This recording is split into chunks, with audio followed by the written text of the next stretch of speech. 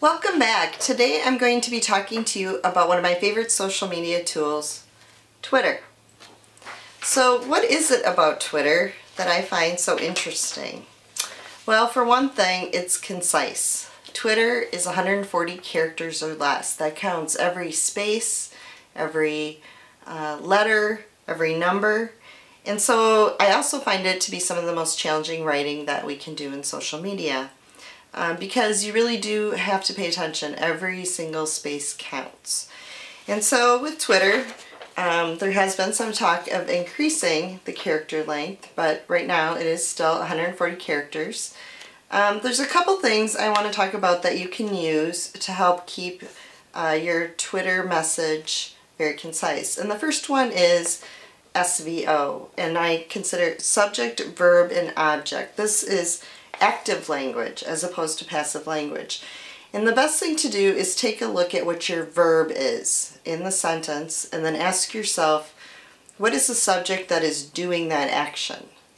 And if you write your sentence using a subject, verb, and object structure, you're going to get rid of a lot of the unnecessary words that you need. For example, words like of. So I really want to challenge you to use active language. The other really important thing about Twitter, it uses symbols, and these are really important, and what I want to point out to you is this hashtag. And a hashtag, and you know it maybe as the pound sign, represents something that is a topic. And so you might have hashtag Madison College. And people who are really interested in news about Madison College, following trends about Madison College, would follow that hashtag, and they would get that information directly in their Twitter account. And that's a nice thing because you don't have to go looking for it then. It comes to you. And you can take a look at the left side of Twitter. I'll be asking you to develop a Twitter account if you don't have one.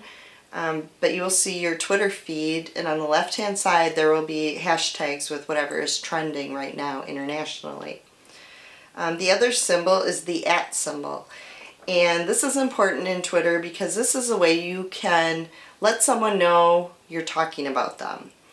And when you use the @ symbol, for example, if you use @Madison College, then Madison College will get your message. They'll see it in their Twitter feed. And so that's important to let people know. The more you mention them, the expectation is they would follow you or mention you, and that's a great way to start building followers.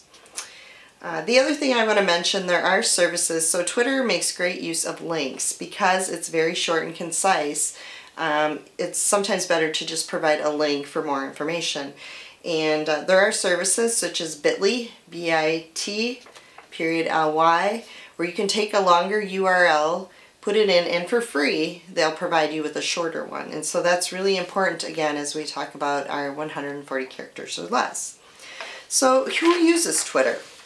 Well, in my PowerPoint lecture this week, I'll be giving you some examples. Everyone from politicians to the media to the Dalai Lama. So Twitter has become very popular in the entertainment sphere, and I like to use it as a constant news source. And so monitoring a Twitter feed to continually know what's going on in the news, sometimes linking to a bigger story. But the other nice thing about Twitter, and what I would like to challenge you to consider doing, is to play around with it a little bit if you're not very familiar with it. You can add photos, links to videos, and even GIFs. So it can be a very effective tool. It's immediate, and with that comes some concerns, which I also will address in my PowerPoint. So I hope you'll have fun. You will be tweeting me, and I will look forward to reading your tweet in this week's assignment.